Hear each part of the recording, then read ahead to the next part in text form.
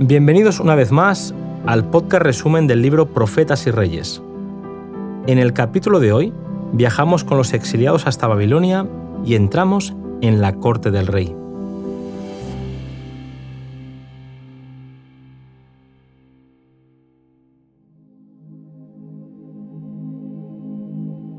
Entre los hijos de Israel que fueron llevados a Babilonia, al principio de los 70 años de cautiverio, se contaban hombres que eran tan fieles a los buenos principios como el acero, que honrarían a Dios a pesar de las circunstancias.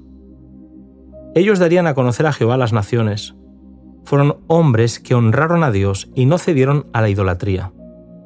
Estar cautivos en Babilonia y ver los vasos de la casa de Dios en el templo de los dioses babilónicos era objeto de burla de parte de aquellos que veían en aquella realidad una evidencia de la superioridad de su religión y sus costumbres.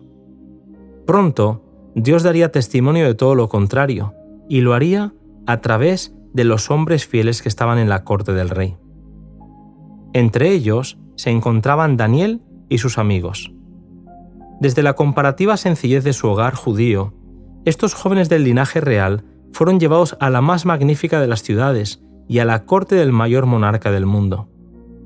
Eran jóvenes sin defectos y de buen parecer, enseñados en toda sabiduría y en ciencia y de buen entendimiento.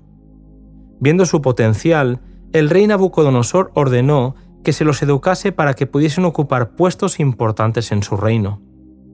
Aprenderían el idioma caldeo y se les daría un nuevo nombre. Los padres hebreos solían dar a sus hijos nombres que tenían gran significado. Con frecuencia expresaban en ellos los rasgos de carácter que deseaban ver desarrollarse en sus hijos, pero allí se les pusieron nombres que conmemoraban divinidades caldeas. Daniel fue llamado Belsasar, Ananías, Sadrac, Misael fue llamado Mesac, y Azarías recibió el nombre de Abed-Negó.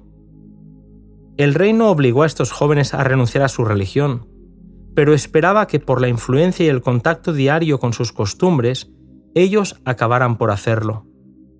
Sentados a la mesa del rey, se les dio a comer alimentos que estaban consagrados al culto de los dioses babilonios. Compartir esas comidas era considerado un tributo de homenaje a esos dioses, pero ser leales a Jehová implicaba la prohibición a participar de tal sumisión. Ellos se negaron a comer o a hacer como que comían, porque eso hubiera significado deshonrar los principios de la ley de Dios. No dejarían que nada entorpeciese sus facultades físicas y mentales. Los padres de estos jóvenes los habían educado en una estricta templanza. Intensas eran las tentaciones que los rodeaban en aquella corte corrompida y lujuriosa, pero no se contaminaron. Ningún poder ni influencia podía apartarlos de los principios que habían aprendido temprano en la vida por un estudio de la palabra y de las obras de Dios. Daniel no vaciló. Podría haberlo hecho bajo la excusa de las circunstancias y podría haber dicho que ganarse el favor del rey era positivo, pero no lo hizo. Apreciaba más la aprobación de Dios que el favor del mayor potentado de la tierra, aún más que la vida misma. Resolvió permanecer firme en su integridad, cualesquiera fuesen los resultados. Propuso en su corazón no contaminarse, y sus compañeros hicieron lo mismo. No fue presunción, sino confianza. Sabían que el primer paso en la dirección errónea habría conducido a otros tales hasta que, cortada su relación con el cielo, se verían arrastrados por la tentación. Hicieron su petición a los responsables de la comida. Ellos no comerían la comida del rey ni beberían su vino. Durante 10 días se les daría un alimento sencillo, mientras que los otros comerían manjares. Al pasar aquellos días de prueba, su apariencia resultó notablemente superior a las de sus compañeros. Aquello hizo que a Daniel y a sus amigos se les permitiese comer comida sencilla durante todo el curso de su educación. Fueron 3 años en los que estudiaron las letras y la lengua de los caldeos. Durante todo ese tiempo se mantuvieron fieles a Dios. Eran cautivos, pero confiaron en que Dios los había llevado allí con un propósito. El Señor los acompañó con su bendición. Los bendijo con conocimiento e inteligencia, y a Daniel le dio la capacidad de tener e interpretar sueños y toda visión. Al mismo tiempo que recibía instrucciones de los hombres, Dios le enseñaba los misterios de lo porvenir. Al final del periodo formativo, nadie se podía comparar con Daniel, Ananías, Misael y Azarías. Su aguda comprensión, su vasto conocimiento y su lenguaje selecto y preciso atestiguaban la fuerza indemne y el vigor de sus facultades mentales. Se quedaron al servicio del rey por ser 10 veces mejores que los demás. En fuerza y belleza física, en vigor mental y realizaciones literarias, no tenían rivales. El porte erguido, el paso firme y elástico, el rostro hermoso, los sentidos agudos, el aliento no contaminado, todas estas cosas eran otros tantos certificados de sus buenos hábitos, insignias de la nobleza con la que la naturaleza honra a los que obedecen sus leyes. Se habían colocado donde Dios podía bendecirlos, y bajo la dirección del Espíritu Santo desarrollaron sus facultades. Se relacionaron con la fuente de toda sabiduría e hicieron del conocimiento de Dios el fundamento de su educación. Evitaron lo que habría debilitado sus facultades y aprovecharon toda oportunidad de familiarizarse con todos los ramos del saber. Procuraron adquirir conocimiento con un propósito, el de poder honrar a Dios. Tenían una misión difícil y por eso, orando constantemente, estudiando concienzudamente y manteniéndose en relación con el invisible, anduvieron con Dios, como lo hizo Enoc. En cualquier ramo de trabajo, el verdadero éxito no es resultado de la casualidad ni del destino. Es el desarrollo de las providencias de Dios, la recompensa de la fe y de la discreción, de la virtud y de la perseverancia. Las bellas cualidades mentales y un tono moral elevado no son el resultado de la casualidad. Dios da las oportunidades, el éxito depende del uso que se haga de ellas. Así funciona el principio de cooperación. De nada vale el esfuerzo humano sin el poder divino, y sin el esfuerzo humano el divino no tiene utilidad para muchos.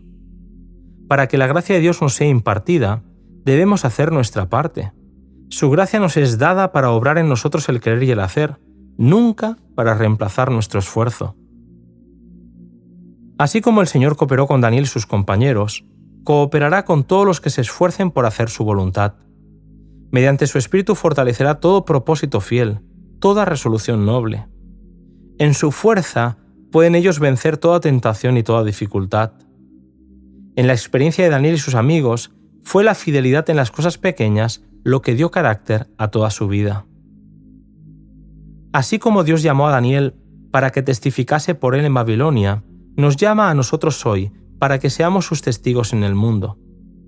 Tanto en los asuntos menores como en los mayores de la vida, desea que revelemos a los hombres los principios de su reino. Muchos están aguardando que se les dé algo grande que hacer mientras desperdician diariamente las oportunidades que tienen de ser fieles a Dios. En la vida del verdadero cristiano no hay cosas que no sean esenciales. A la vista del Omnipotente, todo deber es importante. El Señor mide con exactitud toda posibilidad de servir. Las capacidades que no se usan se tienen en cuenta tanto como las que se usan. Seremos juzgados por lo que debiéramos haber hecho y no hicimos porque no usamos nuestras facultades para glorificar a Dios. Un carácter noble no es el resultado de la casualidad. No se debe a favores o dones especiales de la providencia. Es el resultado de la disciplina propia, de la sujeción de la naturaleza inferior a la superior, de la entrega del yo al servicio de Dios y de los hombres. Dios habla a los jóvenes de hoy. Se necesitan hombres que, como Daniel, serán activos y audaces para la causa del bien.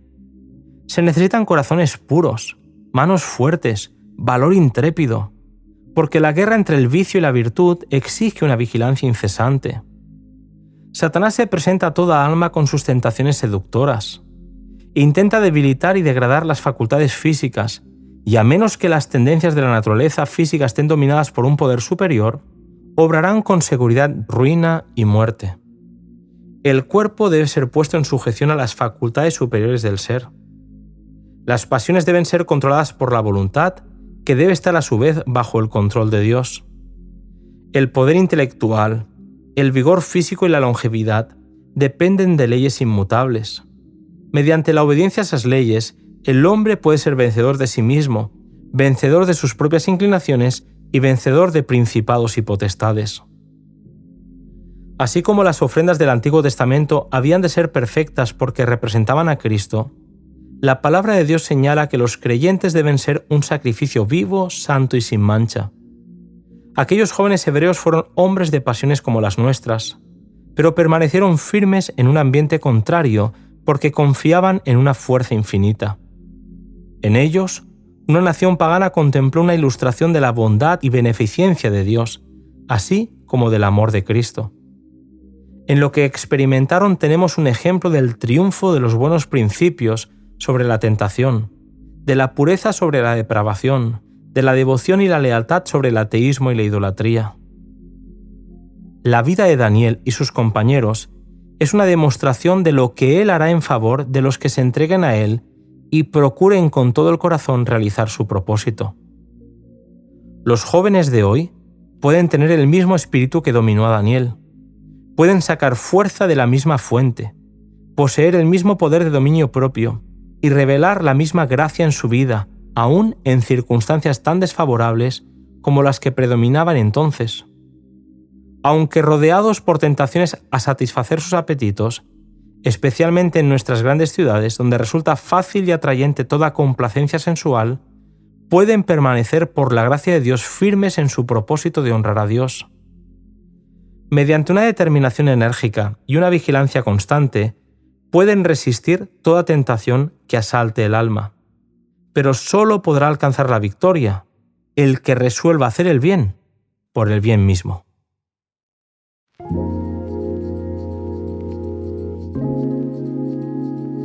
Y con estas palabras de ánimo especial para los jóvenes, concluimos el capítulo de hoy, esperando encontrarnos en el próximo capítulo titulado El sueño de Nabucodonosor.